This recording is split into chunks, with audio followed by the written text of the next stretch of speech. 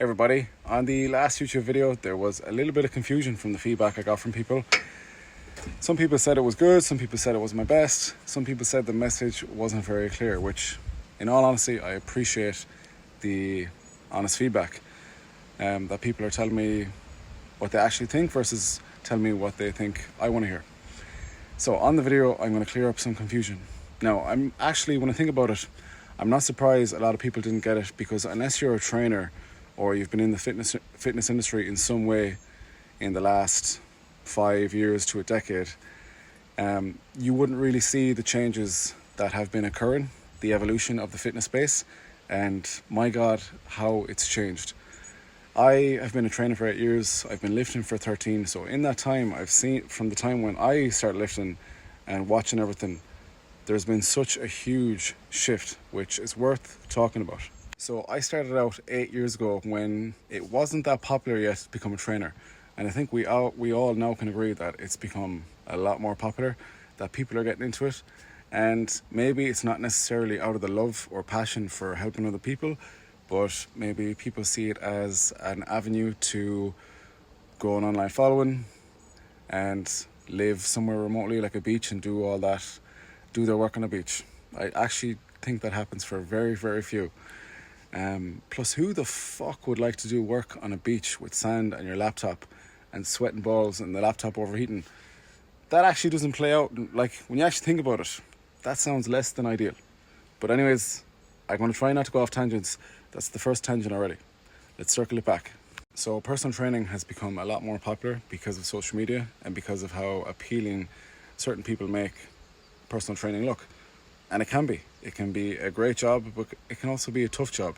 And social media, we know, is a lot of smoke and mirrors. It's a lot of bullshit for the most part, the way certain people go around it anyways. So training has become a lot more popular, and because it's more popular, there's people getting into it for more disingenuous reasons. And because people are getting into it for disingenuous reasons, they don't really care necessarily about the impact they're making on people.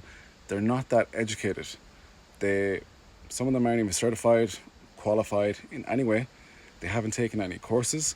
They haven't worked with any coaches. There's no gym floor experience. All these things where you're like, yeah, a trainer should have all that.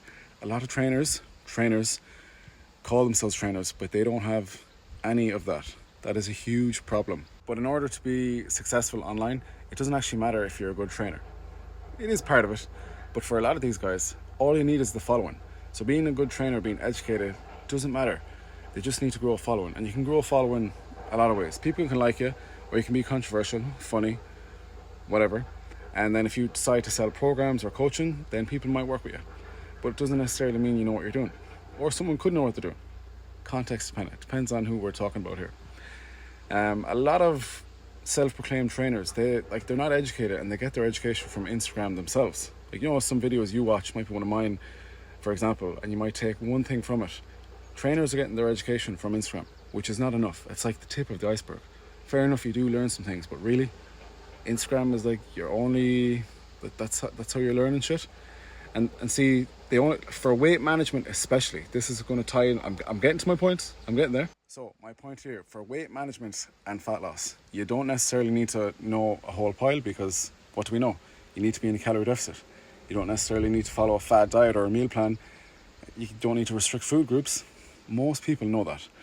And a lot of trainers a lot of online trainers, influencers, they base their programming and coaching around that. But there's very little coaching involved. But if you have the following, you're going to get enough people to work with you. And some people won't get results because you won't know how to help them, because there's a lot more to coaching someone other than tell them to stick to this amount of calories. And if they don't do it, then it's their fault.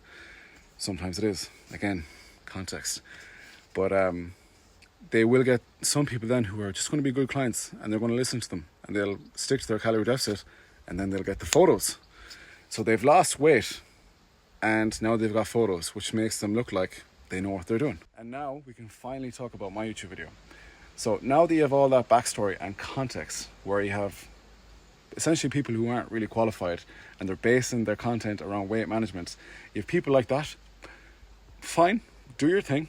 But now they're talking about training, and they don't have a clue about training. And you might think they do, but they're just taking programs from online, or they're looking at other trainers' social medias, smart trainers who actually know what they're talking about, and they're stealing bits from them or learning from them and then applying it to the programs with other people. But again, that's like the tip of the iceberg. They don't really understand fully why they're giving those exercises to people. And then you have these trainers bashing exercises online. I've seen so much of it in the last 5 years especially, and they're usually bashing basic exercises. Bench press is one. Bench press is poop, I heard. Dumbbell shoulder press, the dumbbell row, the dumbbell lateral raise, the deadlift. The list goes on. So I see videos like this and it's clear this person has no business talking about what they're talking about. And I tried to look for something, another comparison I could give here, which is relative to me. And you know what it would be? I started jiu-jitsu last year, and I've done, in total, I'd say I've done a full year. Imagine me posting online, trying to become an online jiu-jitsu coach, and I've been in it for about a year, and telling people that a basic movement like the guillotine is a shite exercise and to do it this way. Imagine people who are actually good at jiu-jitsu and have been practicing it for a long time looking at me saying that shit and being like, hold on buddy, you should probably retract that and maybe shut your mouth and know your place, because you haven't a clue what you're talking about. That's like how I feel when I look at half these videos. I'm like, mate, you're also doing, see, it's misleading as well, because they're wrong, they don't know what they're talking about, and they're doing a disservice to people. So this information is not only false, it's misleading people, and it's a massive disservice to people. And as fitness professionals, that is the opposite of what we're supposed to do. We're supposed to educate people, guide them, empower them, and that's only possible by relaying the actual evidence as it stands right now and helping them to understand things so they can think for themselves and showing them how to do things correctly. Because again, someone like the last lad I put up saying, he was on my post, I can't stand him, that's besides the point, but he's saying the dumbbell row is bad exercise. Maybe he just doesn't know how to do it, and because he doesn't know how to do it, that's his experience. He's like, nobody else should do it.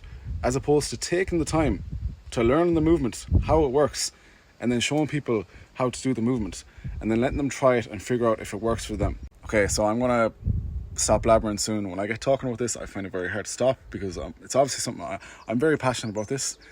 It is a problem, but I'm gonna leave you with a takeaway. So people were unclear about why I did that video. Hopefully it's a little bit more clear now. In the video I said, look out for people who deal purely in extremes. It's rare things are so black and white the way they make things out to be. It's context dependent. Usually the good trainers take a more nuanced stance with a lot of things. And when it comes to actually training and building muscle, any exercise will work, because all you need to do is create tension, and you can do that with every exercise. And you just need to apply progressive overload, train close to failure, train with enough volume, meaning do enough sets, train with a full range of motion, and rest in between sets so you can do another productive set. That's what the science. And if you're a trainer listening to this, I have nothing wrong with someone being a personal trainer. I think there's enough clients for everybody out there. I genuinely believe that.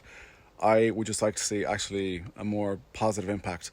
I would like people to look at personal trainers and to have more respect for them and take them more seriously. And I think these guys do us a disservice when they post and talk the way they do.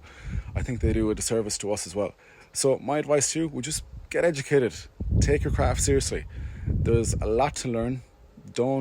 I know we know about calorie deficits, and that's great, and we don't need to restrict food groups, but there's a lot more to training someone. There's a psychology side of it. There's a training side of it. There's these things that they're actually very fascinating, and if you delve into some of them, you will become very successful, because you'll be able to help a lot more people, and that is the aim of the game. So with that, I'm done. Have a good day, and thanks for listening.